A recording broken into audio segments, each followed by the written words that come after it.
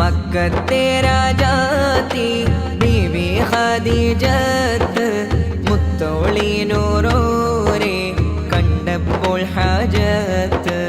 മാണിക്യ ചൊങ്കിന് സിന്നീരൂപത്തഞ്ച് Manjula മംഗലം ലങ്കി